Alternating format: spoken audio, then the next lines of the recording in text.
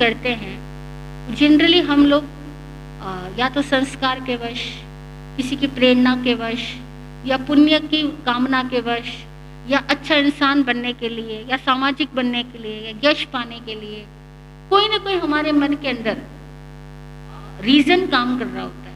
मतलब वो क्रिया की जा रही होती है, और जब भी कोई क्रिया की जाती है उसका कोई हेतु होता है, हेतु कारण, कोई ना कोई कारण बना होता है। और जब आप धार्मिक क्रिया भी किसी हेतु कारण से हो रही है, गहराई से सोचोगे तो पता लगेगा, क्योंकि जनरली हम ऊपर से तो कह देंगे नहीं भैया मैं तो किसी कारण से नहीं कर रहा हूं, लेकिन ऐसा है नहीं। निष्पक्ष होकर देखोगे तो पता लगेगा कि कारण मौजूद है। जब तक धार्मिक क्रिया की जा रही है, एक्टिविटीज हो रही है, तब तक वो हमारा एक पार्ट है, एक रोल प्ले करना है, वो धार्मिकता नहीं है। धार्मिकता अपना होनापन है और क्रिया करनापन है। लोग धर्म करते हैं, धार्मिक होना अलग चीज है और धार्मिक क्रिया करना अलग चीज है। धार्मिक होने का मतलब है सहज स्वाभाविक होना, नेचुरल आत्म धर्म में होना, और हम सब होते हैं। मैं ऐसा नहीं कह रही हम धार्मिक नहीं होते, हम धार्मिक होते हैं, लेकिन क्रिया करते वक्त होते हैं या नहीं होते वो अलग चीज है। और हम क्रिया करने को धार्मिक होना मानते हैं, ये केवल हमारा एक सोच है, ऐसा हमको एक संस्कार मिला हुआ है। एक्चुअली धार्मिक तो हम सब होते हैं, जैसे कि हम सहज स्वाभाविक प्रेम में होते हैं, आप सहज स्वाभाविक किसी का भला करते हो, ख्याल करते हो, किसी को हर्ट नहीं करते हो, सहज स्वाभाविक करुणा हमारे अंदर होती है, सहज स्वाभाविक क्षमा हमारे अंदर होती है, तो हम धार्मिक तो है ना, हम सब भी है। दुनिया में ऐसा कोई इंसान, कोई प्राणी नहीं है जो किसी न किसी अंशों में धार्मिक नहीं होता, क्योंकि हम धार्मिक यानी स्वाभाविक है, तो ही हम जिंदगी में आनंद को महसूस कर पाते हैं, तो ही हमें जीवन से प्रेम महसूस होता है। हम धार्मिक तो सभी है, लेकिन जो हम धर्म क्रियाओं को धार्मिक होना करते हैं, एक्चुअली धर्म क्रियाएं से हम धार्मिक होएंगे इसकी गारंटी नहीं है, पर हो भी सकते हैं। और वे सारी चीजें क्यों है देखो ना, वो भी सब रिलेटिवली है। अगर कोई आदमी दान की प्रेरणा दे रहा है, कोई तप की प्रेरणा दे रहा है, उन सबके पीछे भी कुछ ना कुछ रीजंस काम कर रहे हैं। तभी देखो सावन भादवे होगा ना, सभी लोग एकदम धार्मिक बन जाएंगे, वो पोल्यूशन खत्म हुए, सारी चीजें बदल जाती है। मैं तो बहुत सालों से देख रही हूँ, मुझे बड़ी हैरानी होती है कि वाकई ये लोग सुनने आते थे या खाली सावन भादवे का नियम पूरा करने आते थे। क्योंकि अगर वाकई सुनने आएंगे तो शायद किसी और दिन भी आ जाएंगे, लेकिन जब सावन भादवा खत्म होता है सब गायब। व्रत नियम एकदम से बौछार आती है और एकदम गायब हो जाते हैं। त्याग तब कोई प्रेरणा देता है, कोई वो पुरस्कार का कोई प्रलोभन मिलता है, कोई बहुत बड़ा आचार्य घोषणा करता है तो सब कर लेते हैं, और कोई बड़ा आचार्य घोषणा नहीं करे तो सब अपने अपने में हो जाते हैं। तो मैंने कई बार सोचा कि अगर प्रेरणा देने से लोग तप करते हैं और फिर नहीं करते तो एक्चुअल तपस्वी कितने हैं। तो मैंने 1-2 चातुर्मास में कोई प्रेरणा नहीं दी, अब किसको करना लगेगा, अब देखते हैं। थोड़ा उल्टा तो चलते हम, ताकि पता तो लगे कि एक्चुअल स्थिति क्या है। तो हमने देखा कि कुछ नहीं, जब प्रोपेगेंडा के अकॉर्डिंग लोग काम करते हैं, जिस चीज को प्रचार मिलेगा ना बहुत लोग उसके पीछे हो लेंगे। नहीं, कभी कभी देखो जब प्रतिष्ठाओं का माहौल चलता है मंदिरों में, एक के बाद एक प्रतिष्ठाएं चल रही है, एक के बाद खाने, एक के बाद दीक्षाएं, एक के बाद दया दान, सब प्रेरणा से चल रहा होता है। वो चढ़ाते हैं, हम चढ़ जाते हैं, और फिर पता है क्या होता है, वो श्रावक लोग साधुओं को चढ़ाते हैं, साधु लोग श्रावकों को चढ़ाते हैं, वो इधर टोपी पहनाते हैं, वो उधर टोपी पहनाते हैं, और टोपी पहनाने में अपना धार्मिक होना मान लेते हैं। और जरा किसी का ईगो सेटिस्फाई मत करो, कोई तपस्या कर रहा है उसका कोई नाम ही ना लो, सभा में प्रचकान भी मत हो। करना अपने आत्मशोधन के लिए करना है, करें, देखो कितना फर्क पड़ेगा। ऐसे एक्चुअल करने वाले कितने मिलेंगे। वो कोई अपनी समझदारी से करे ना, अपनी शुद्धि के लिए करे। एक बहन बड़ी दुखी हो रही थी, मेरी भाभी बहुत तपस्या करती है, मैं नहीं करती हूँ। अरे मैंने कहा जिसका कपड़ा मैला ज्यादा होता है उसको ज्यादा रगड़ना पड़ता है, तेरे को लगता है तेरा कपड़ा मैला तो भी रगड़। इसमें तपस्या करने में क्या कंपटीशन है, क्या जेलस है, बड़ी जेलस होती है लोगों के अंदर में, वो करती है मैं नहीं करती। और एक मुझे घर में कोई नई बहू आई होगी किसी के, मुझे मिली, हमें तो दुनिया को देख के एक्सपीरियंस आता है ना, वो बोलती है कि हमारा 27 साल तो मुझे भी 28 करनी है, मैंने बोला इस साल 28 करनी है, क्यों करनी है बहन? तो बोला कि पिछली साल मेरी जेठानी ने करी थी तो उसके मायके से खूब सामान आया था और मेरी सास ने उसको सोने की चेन दी थी। मैं कहा अच्छा अच्छा, आप समझ गए क्यों करनी है। अभी क्या, अभी हम जिसको धार्मिक क्रियाएं कह रहे हैं, एक्चुअल देखो ना, अगर समाज में सबका बहुमान मान सम्मान पर कोई कम नहीं करेगा, वो इसलिए बहुमान करते ताकि लोग और करें। सभी लोग नहीं होते, मैं बोल रही हूँ सभी लोग नहीं होते, लेकिन बहुत सारे लोग ऐसे ही होते। और बहुत सारे लोग तो और भी बड़े विचित्र होते हैं, अगर उनको तपस्या के बाद सम्मान ना मिले तो नाराज हो जाते। हाँ, और बड़ी गजब की बात ये कि किसी साधु के चातुर्मास में जब गृहस्थ लोग तपस्या करते हैं ना, तो साधु पत्र में लिखता है कि हमारे चातुर्मास में इतने मास खमण हुए, इतना वो हुआ वो। तो एक साधु मुझे मिला किसी दिन, बोला वैभवशी जी आपके चातुर्मास में कितनी अट्ठाइयां हुई, कितने मास खमण हुए? देखो मेरे चातुर्मास में तो 30 मास खमण हुए। मैंने कहा महाराज साहब, मास खमण करने वाले ने किया, भूखा वो रहा, और उसके भूखे रहने का यश का घमंड आपने ले लिया। मैंने बोला अपन क्यों घमंड ले रहे उस बात का कि वो तो भूखा रहा और अपन घमंड ले रहे हैं कि मेरे चातुर्मास में? अरे भैया वो तो भूखा रहा, आपने और हमने क्या किया? हमने तो खाना खाया ना। अरे ये कोई बात हुई? प्रेरणा क्यों दी उस साधु ने? पता है क्यों दी थी साधु ने प्रेरणा? उस साधु का यश बढ़ेगा ना कि उसके चातुर्मास में तपस्याएं हुई, इसलिए उसने प्रेरणा दी। अच्छा कैसे हुआ? आप क्या गारंटी लेते हो कि उसका मास कमण उसके शरीर की प्रकृति के अनुरूप था, अथवा उसके अंदर की विकृति को दूर करने में सहायक बना था? क्या पता मास कमण करके उसके अंदर भी घमंड आ गया हो, क्या पता उसके शरीर में कुछ बीमारियां आ गई हो। और कितनी बहनों का मैंने देखा मास कमण के बाद में शरीर फूल जाता है, नॉर्मल खाना नहीं खा सकती है, थोड़ा खाती है और एकदम गैस बनती है। कितने लोगों को मैंने देखा, आपने भी देखा होगा। और कितने लोग हैं जो मास कमण करते हैं लेकिन उनके व्यवहार की सोच की विकृतियां जाती नहीं है, बल्कि उल्टा कषाय घमंड सब बढ़ता है। अब ऐसी बातें भाई साहब माफ करना, ऐसी बातें लोग थोड़ा एंटी समझेंगे, लेकिन इन एक्चुअल सिचुएशंस ये है जिस पे हम लोग कोई विचार विमर्श नहीं करना चाहते। हमें ऐसा लगता है कि एक के लिए जो चीज है वो सबके लिए होगी, ऐसा नहीं है। सबके लिए तपस्या सुटेबल नहीं है। बहुत सारे लोग हैं जिनका मार्ग ही सेवा का होगा, तब का नहीं होगा, क्योंकि उनके अंदर इन्फीरियोरिटी आएगी कि देखो हम तो कर ही नहीं सकते, हम तो उपवास ही नहीं होता, हम तो धार्मिक ही नहीं है। कितने लोगों के अंदर ये इन्फीरियोरिटी है। और अक्सर लेडीज तो जेंट्स में इन्फीरियोरिटी डालती है कि तुम कुछ करते ही नहीं हो। मरसा का चौमासा देखो मैं ये करती हूँ, तुम कुछ करते ही नहीं।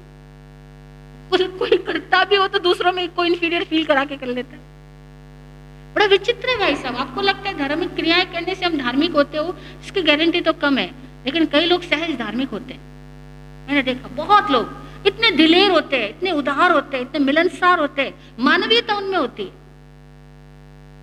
वो कभी साधुओं को भी प्रेम करते हैं ना, इसलिए नहीं करते वो साधु है, बस उनको आत्म प्रेम होता है। और उस प्रेम में कोई भेदभाव नहीं होता कि ये साधु कौन सी समुदाय का है, बड़ा है छोटा है, नामधारी है नहीं नामधारी है, पब्लिक जानती है नहीं जानती है, कोई भेद नहीं होता। वो एक्चुअल सेवा भाव है। और बाकी कंडीशनल सेवा होना में सेवा क्या हुई? अभी एक गांव में हम जा रहे थे तो गांव के लोगों ने परिचय करा, महाराज साहब ये बहुत मास कामण करती है, ये भाई बहुत दान करता है, आप चौमासा करो, देखो आपके चौमासे में भी मास कामण कर लेगी। वो में लोग बोल रहे थे आप इस गांव में चातुर्मास करो, आपके चातुर्मास में भी ये बहन मास कामण कर लेगी। मैंने केवल उसकी तरफ दृष्टि डाली, वो बहन बोलती है नहीं महाराज साहब अब नहीं करूंगी। मैंने बोला क्यों? पूछा ना क्यों, तो बोले वो तो हमारे गुरु महाराज साहब का चौमासा था इसलिए किया था। नहीं है ये सिचुएशन। हमें आप लोगों को देख के सीखने को मिलता है कि एक्चुअली हम लोग भूल कहाँ करते हैं। हम सब लोग विद कंडीशन सेवा करते हैं। सेवा करना क्या, दान करना क्या, तप करना क्या, व्याख्यान वाणी सुनने जाना क्या। अरे कई लोग तो व्याख्यान वाणी सुनने जाने से पहले पूछ लेते हैं कि जो महाराज साहब आए थे उनके प्रवचन में तुम गए थे कि हाँ, कल कितने लोग थे? अभी सामने वाला बोले कल 2 लोग थे, बोले फिर क्या जाना। और सामने वाला बोले 200 लोग थे, बोले मैं भी आऊंगा। सिंपल सी बात है। हम लोगों के कौन से माइंडसेट काम कर रहे हैं? देखो ना, हम व्याख्यान सुनने आ रहे हैं, लोगों को देखने आ रहे हैं कि लोगों की पब्लिक की भीड़ ज्यादा है तो हम भी चले जाएंगे। वो पुरानी कहावत है ना, दूध में दूध हर कोई मिलाता है। तो सब ऐसे ही चल रहा है।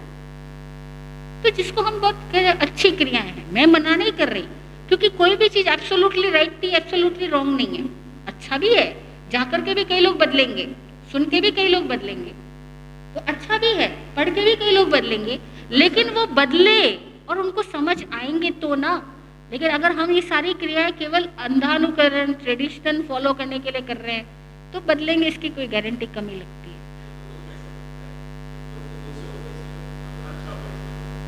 ऐसे ही लोग सोचते हैं।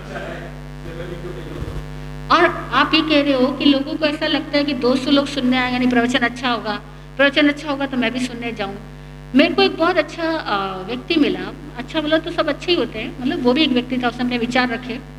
उसने कहा कि वो फिल्म इंडस्ट्री से जुड़ा हुआ है और वो खुद भी कई सारी फिल्म बनाता भी है, दिखता भी है। तो मैंने बोला आपका एक्सपीरियंस क्या है? तो बोला कि मेरे को ऐसा लगता है कि जो एक्चुअल आर्ट मूवीज बनाते हैं, जो एक्चुअल मैसेज देने वाले बनाते हैं, जो अच्छी मूवी बनती है, वो कभी पब्लिक के अंदर अप्रिशिएट नहीं होती। पब्लिक के अंदर वही मूवी पसंद आती है पब्लिक को, आम पब्लिक को, जिसमें कुछ मसाला हो। आपके क्वेश्चन का आंसर शायद मैंने दे दिया कि लोग क्या सुनने पसंद करते हैं। जनरली लोग चुटकुला है कि नहीं, कहानी है कि नहीं। अभी कितनी जगह पर हमें लोग आके कहते हैं, बहन आके कहती है महाराज साहब यूं करो, आज मैं सामयिक लेके बैठ जाती हूँ, कहानी सुना दो। मैंने कहा आपके घर में टीवी नहीं है क्या?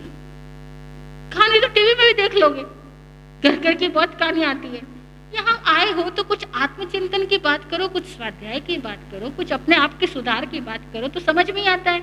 और कहानी सुनने के लिए यहाँ क्यों आए? वो जमाने गए जब कहानियों के लिए, एंटरटेनमेंट के लिए कोई और साधन नहीं होता था, तो गांव गांव में कथावाचक जाया करते थे, वो बड़ी बड़ी कहानी, किससे कपोल कल्पित कहानियां। मतलब अब तो हम उस कहानियों को वापस सुने ना तो हमें भी हंसी आएगी कि जो हम बचपन में सुना भी करते थे और कहा भी करते थे।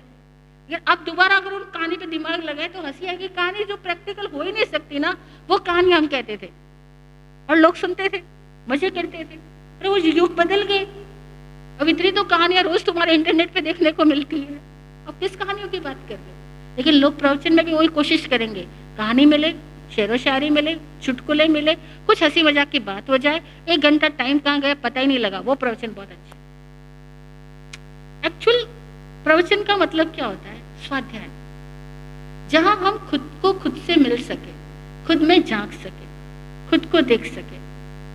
वो स्वाध्याय का एक भेद बताया, धर्म कथा। जहां स्वाध्याय ना हो तो धर्म कथा स्वाध्याय रूप हुई नहीं, वो प्रवचन का हो। चिंतन के लिए विषय है, बाकी तो ठीक है, बहुत सारी बातें हैं। बातों को समझाने के लिए कहानी कहना अलग चीज है, अपनी बात को एक्सप्रेस करने के लिए उदाहरण देना, दृष्टांत देना हम भी देते हैं, देना ही होता है। वो उद्देश्य हो तो ठीक है, और नहीं तो कितने सारे लोग होते हैं जिनके भीतर में केवल एग्जाम्पल, मतलब केवल कहानी में रस है, लेकिन कहानी किस बात के लिए कही गई है उस चीज में रस नहीं है। कहानी किस चीज के लिए, उसका शिक्षा क्या है, उसका मोरल क्या है। अगर हम मॉरल पे अपनी दृष्टि को नहीं फोकस करेंगे तो कहानी से क्या है? कहानी का तो मतलब ये कहानी, कहानी वर्ड का मीनिंग क्या है पता है? कहानी, इसमें हानि क्या है? जो मर्जी कह दो कुछ भी बात बनाओ ना हानि तो कुछ है ही नहीं। तो हाँ, बोध कथा, बात को कहने का जो मंतव्य है वो हमारा मैसेज जाना चाहिए, उसके लिए कहानी। कहानी बुरी नहीं है, कहानी बहुत अच्छी चीज है, क्योंकि कहानी बच्चे बड़े बूढ़े सबको समझ में आती है। लेकिन कहानी सुनना मात्र लक्ष्य ना हो, कहानी से कहा क्या जा रहा है वो समझना हमारा लक्ष्य हो। बात इतनी है। खैर, प्रवचन में सुनने आने वाले लोगों की संख्या से प्रवचन या साधु का मापदंड नहीं होना चाहिए, पर हो रहा है। चतुर्मास में तपस्याएं कितनी हुई, ये चतुर्मास की सफलता का मापदंड नहीं होना चाहिए, पर हो रहा है। बसें कितनी आई, लोग कितने आए, खर्चा कितना हुआ, खाने कितने हुए, बड़े प्रोग्राम्स कितने हुए, ये मापदंड बन गए। ये पैमाने ही रॉन्ग है। जब पैमाना ही गलत होगा तो सब लोग गलत स्केल पर फर्स्ट आने के लिए कोशिश करेंगे, तो सारे एफर्ट्स रॉन्ग हो जाएंगे। चतुर्मास किसके लिए? अंतर में झांकने के लिए, अपने स्वाध्याय के लिए, अपने ध्यान के लिए, अपनी विशुद्धि के लिए, अपना लेवल चेंज हो, हमारी दृष्टि सम्यक बने, उसके लिए कि हम उसमें बैठ करके साधु के ज्ञान से श्रावक थोड़ा लाभ ले और बाकी साधु एक स्थान पे बैठ के अपनी साधना ज्यादा से ज्यादा कर सके। पर साधु अपनी साधना कर सके ये तो बात ही खत्म हो गई। साधु ज्यादा से ज्यादा प्रचार प्रसार कैसे कर सके, यही मुख्य लक्ष्य बन गया।